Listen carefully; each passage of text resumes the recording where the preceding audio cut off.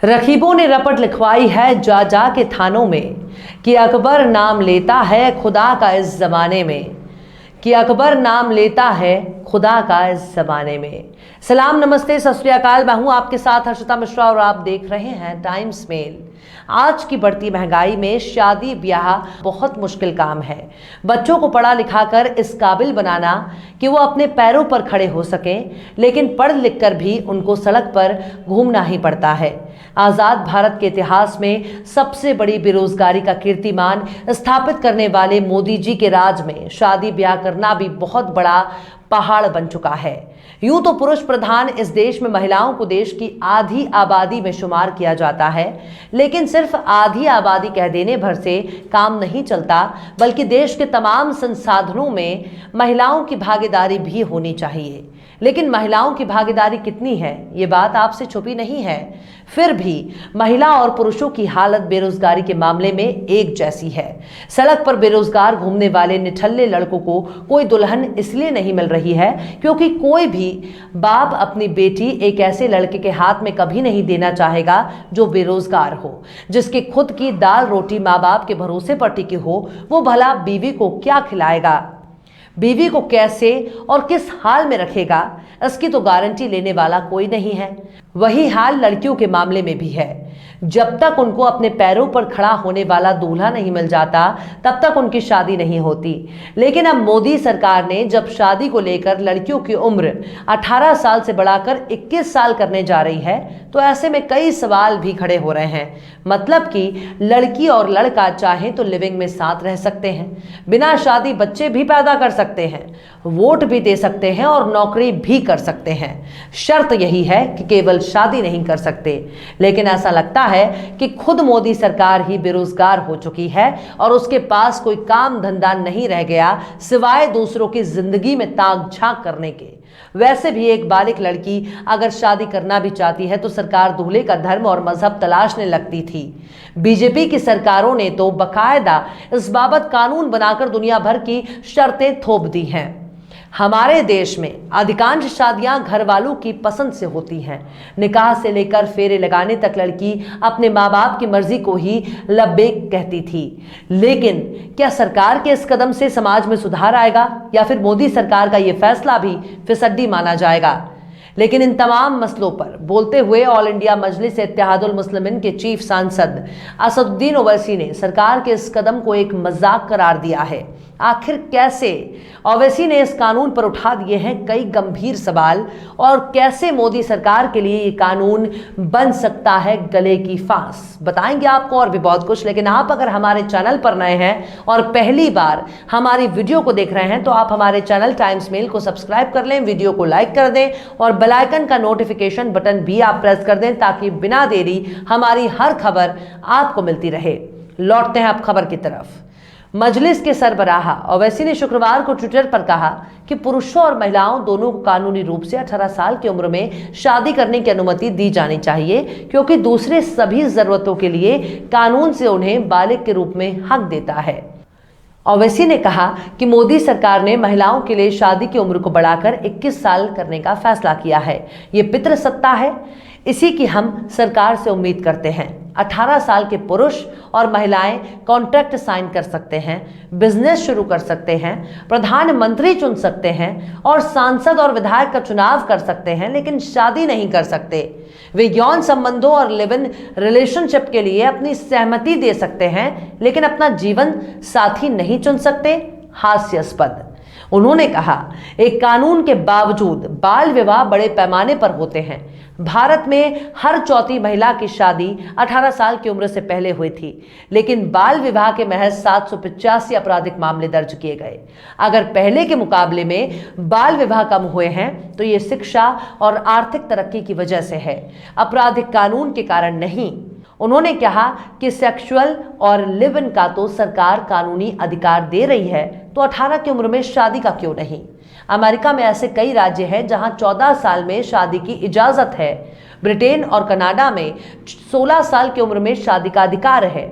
ओवैसी ने आगे ये भी कहा कि हमारे समाज में चाइल्ड मैरिज एक क्राइम है। लेकिन इसको आप क्रिमिनल लॉ से खत्म करेंगे। संसद में जब बहस होगी तो हम इस पर बोलेंगे। ये कानून सिर्फ हेडलाइंस मैनेजमेंट है, इससे महिलाओं को कोई फायदा नहीं होने वाला। ओवैसी ने अपना ये विरोध संसद में बिल पेश होने के पहले ही जता दिया है। अगले हफ्ते केंद्र सरकार जब बिल को संसद के दोनों सदनों में पेश करेगी तो निश्चित तौर पर इसको लेकर भी हंगामे की आशंका से इनकार नहीं किया जा सकता। इसी तरह से इंडिया टीवी को अपने दिए गए एक इंटरव्यू में भी असदुद्दीन ओवैसी ने मोदी सरकार के इस कदम का जमकर विरोध किया। जब पत्रकार ने पूछा कि लड़कियों पर अब शादी को लेकर कोई दबाव नहीं होगा, तो ओवैसी ने कहा कि शादी का कोई दबाव नहीं होता, किसी का जबरदस्ती शादी नहीं करा सकते। अगर शादी की बात करते हैं तो फिर जहां जहां बीजेपी के राज्य हैं वहां वहां धर्मांतरण का बिल क्यों ला रहे हैं। पूछा जाने लगता है क्यों शादी की। जब एक महिला अपनी मर्जी से शादी करना चाहती है तो उस पर कई तरह के शर्त थोप दिए जाते हैं।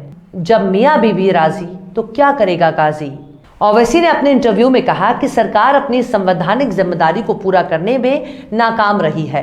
बस हेडलाइन मैनेजमेंट के लिए सरकार ने इस तरह के बिल लाने जा रही है। जब ओवैसी से पूछा गया कि आपको क्या लगता है, ये अधिकार है या फिर एक बंधन, तो इस पर ओवैसी ने कहा कि कोई भी लड़का या लड़की जब 18 साल की उम्र के हो जाते हैं तो उनको कानूनी तौर पर बालिग माना जाता है। बालिग मानने का मतलब कि वो अपने जिंदगी के फैसले ले सकते हैं और लेना भी चाहिए। जब वो लोग अपने फैसले ले रहे हैं तो आप क्यों उनके मामा और चाचा बन रहे हैं। उनको उनके फैसले लेने दीजिए। सरकार समझ रही है कि वो 18 की उम्र में अपने फैसले नहीं ले सकते तो कह दीजिए कि वो वोट भी मत दें। आप ये कह दीजिए बिजनेस शुरू नहीं कर सकते। आप ये कह दीजिए तुम कॉन्ट्रैक्ट भी साइन नहीं कर सकते। ओवैसी ने कहा कि किस आधार पर लड़कियों की शादी की उम्र 21 साल की जा रही है। ओवैसी ने कहा कि लड़का और लड़की दोनों की उम्र 18 साल कर दीजिए, 21 साल में उसको प्रधानमंत्री बनने का हक दीजिए।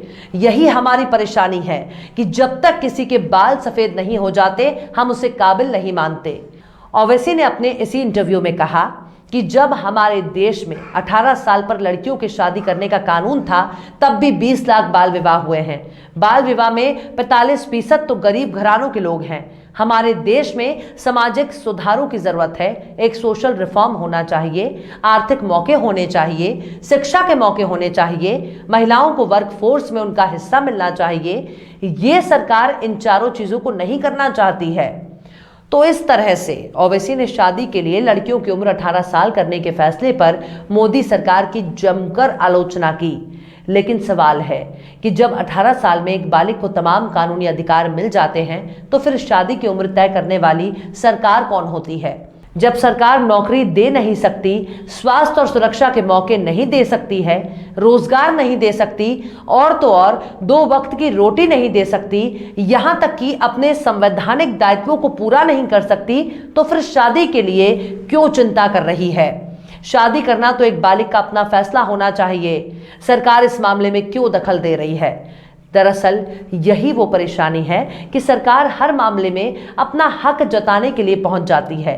मतलब आप क्या खाएंगे, क्या पिएंगे, किससे शादी करेंगे, कितने बच्चे पैदा करेंगे और कौन सा धर्म अपनाएंगे, क्या आपने और हमने इसी दिन के लिए सरकार चुनी थी जो दिन भर बैठकर हम सबकी पहरेदारी करे। इस बात को जरा गौर से सोचिएगा। बहरहाल चलते चलते आखिर में अहमद जावेद ने भी क्या खूब फरमाया है। खबर नहीं है मीरे बादशाह को शायद, खबर नहीं है मीरे बादशाह को शायद, 1000 मर्तबा आज़ाद ये गुलाम हुआ। फिलहाल इस वीडियो में बस इतना ही। ये वीडियो आपको कैसा लगा कमेंट बॉक्स में आप जरूर बताइए। वीडियो पसंद आए तो लाइक करें। हमारे वीडियो लिंक को फेसबुक, ट्विटर, व्हाट्सएप पर अपने रिश्तेदार, यार, दोस्तों को भी शेयर करें और बेबाक निष्पक्ष स्वतंत्र पत्रकारिता को सपोर्ट करने के लिए आप हमारे YouTube चैनल टाइम्स मेल को जरूर सब्सक्राइब करें और हाँ, बेल आइकन की घंटी वाली बटन आप जरूर दबा दें ताकि आपको हमारे आने वाले नए वीडियो की नोटिफिकेशन फौरन ही मिल जाए। फिर मिलते हैं किसी और वीडियो में एक नई खबर के साथ। हर्षिता मिश्रा को दीजिए इजाजत। जय हिंद। तो देख लिया आपने हमारे इस वीडियो को। हमें उम्मीद है कि आपने हमारे वीडियो को लाइक किया होगा और दूसरों को भी शेयर किया होगा। अगर अभी तक आपने हमारे चैनल टाइम्स मेल को सब्सक्राइब नहीं किया है तो जल्दी से सब्सक्राइब कर दें और बेल आइकन भी प्रेस कर दें।